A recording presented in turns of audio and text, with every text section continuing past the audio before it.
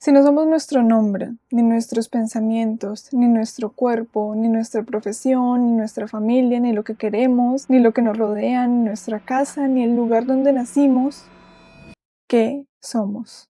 ¿Quiénes somos? ¿Cómo saber quiénes somos? ¿Cómo podemos definirlo? Si llenamos una lista de cosas que hemos hecho o que tenemos, ¿lograremos saber quiénes somos?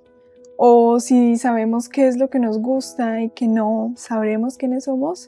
Si sabemos nuestra edad, el lugar donde nacemos y nuestro nombre, ¿sabemos quiénes somos? Este ha sido un cuestionamiento que por muchísimos años nos ha dado de qué pensar, especialmente a los filósofos. Considero que la respuesta a esta pregunta no es un destino, es un proceso. Lo digo porque no somos siempre la misma persona y lo veremos a lo largo de este video. No somos un resultado fijo, no somos una persona que ya está finalizada. Como decimos en Colombia, no somos un producto finalizado. Somos personas, somos seres, somos humanos en construcción. Nuestra identidad cambia, nuestras células cambian, todo nuestro ser cambia. Por ello, definir quiénes somos no nace simplemente del decir mi nombre es Carol, o mi cuerpo mide tanto, o peso tanto, o vivo en tal lugar. El quiénes somos se va a una parte intelectual y espiritual mucho más profunda que trataremos de ahondar en este video.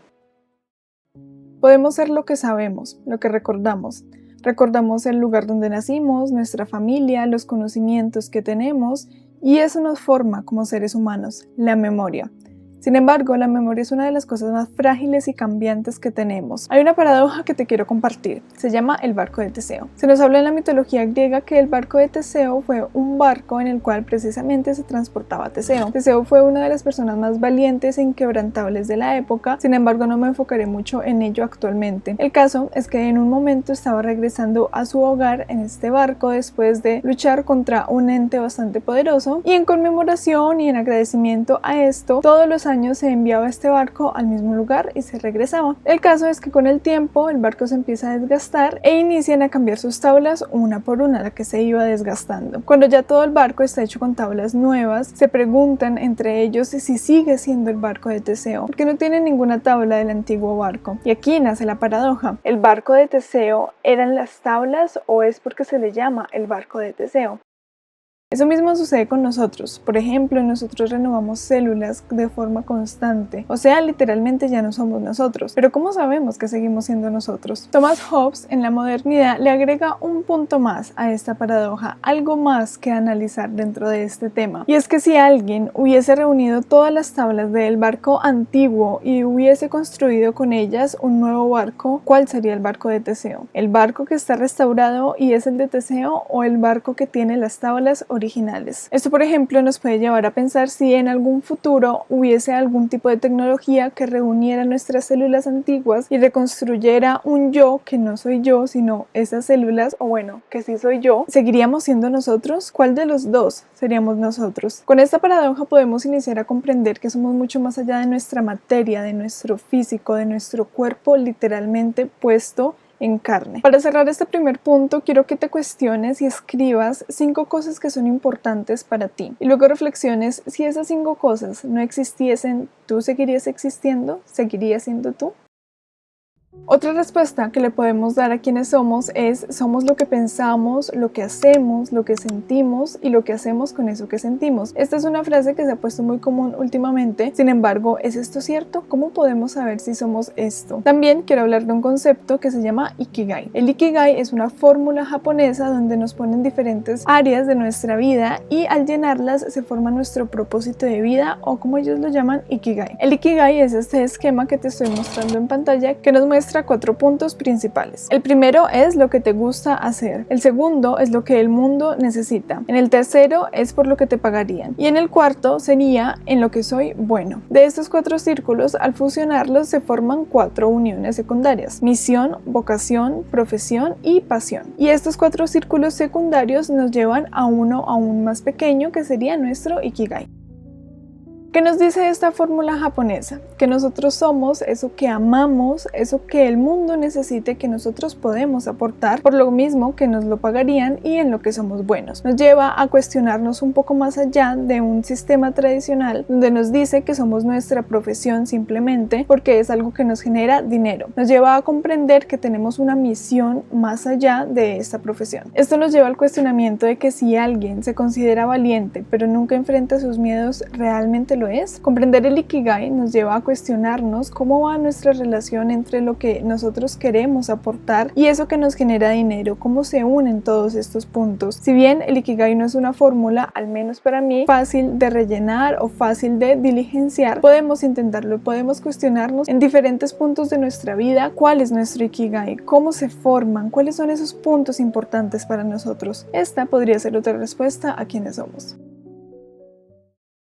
La identidad también está ligada a nuestras necesidades. Por ello, el psicólogo Abraham Maslow desarrolla la pirámide de Maslow, donde nos explica que tenemos ciertas necesidades y hasta que no se complete nivel por nivel, nunca vamos a llegar a la autorrealización. De esta pirámide también hablamos en el video de aprendizajes para adolescentes. En este video les comparto que en mi caso, para explicarles mejor el tema y también lo usaré en este video, la voy a girar. Literalmente la vamos a usar al revés.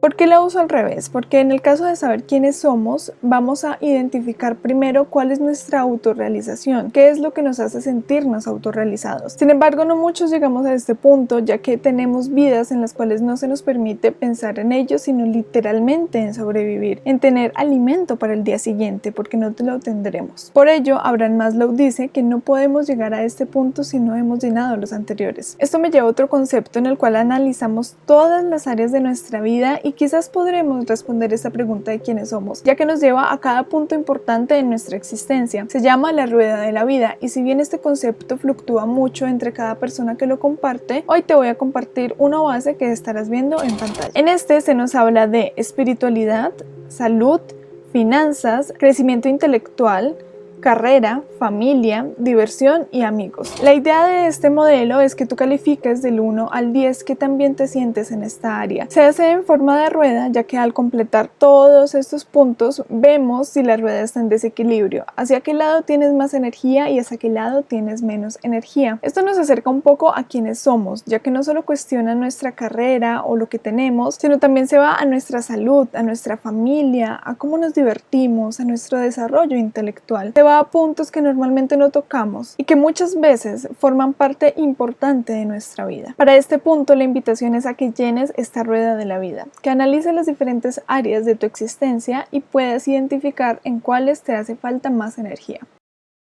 Este es el primero de una serie de videos que estaré realizando acerca de quiénes somos. En este primer punto analizamos el quiénes somos de forma personal, cómo nos definimos a nosotros mismos, cuál es nuestro autoconcepto. Te di algunos ejercicios para que puedas ir identificando y poder responder en parte de esta pregunta. Sin embargo, el quiénes somos no solo nace desde nosotros, también nace desde un otro que nos demanda ciertos aspectos. Por ello, en nuestro siguiente video analizaremos quiénes somos ante la sociedad. Como cierre de este video, quiero repasar algunos de los puntos que vimos. En el primero de ellos cuestionamos si realmente somos lo que recordamos. ¿Qué somos si no somos nuestro cuerpo? ¿Qué somos si no somos ese barco de Teseo que ha cambiado con el tiempo? Te invité a que identificaras 5 puntos importantes y que si ellos no estuvieran, ¿realmente seríamos nosotros o cómo construiríamos nuestra identidad sin ellos? En el segundo punto vimos el Ikigai, donde se nos lleva a cuestionarnos si somos solo lo que pensamos o somos también lo que hacemos y qué coherencia tienen estos dos puntos. Luego pasamos a la pirámide de Maslow, donde nos habla de las necesidades, porque como seres humanos tenemos diferentes necesidades, que si no son suplidas no podremos llegar a este punto de lograr cuestionarnos quiénes somos realmente, sino simplemente sobreviviremos. Esto es muy importante, ya que al identificar estas necesidades también podremos identificar quiénes somos. Si nosotros necesitamos ciertos aspectos en cada punto, otra persona no los necesitará, y esto es muy importante. Comprender que aunque todos tengamos esta pirámide de Maslow, no todos expresamos estas necesidades de igual forma. Para finalizar, vimos la rueda de la vida, un punto en el cual se nos muestra diferentes áreas de nuestra vida y que al analizarlas podremos llegar a la conclusión de cómo nos sentimos en cada una de ellas y así podremos ver un poco el equilibrio de nuestra vida. Esta es una forma de encapsular de forma muy ligera todo lo que somos en nuestra existencia, y digo de forma muy ligera porque hay otros muchísimos aspectos que no se incluyen en esta rueda de la vida, pero que también están en nuestra existencia.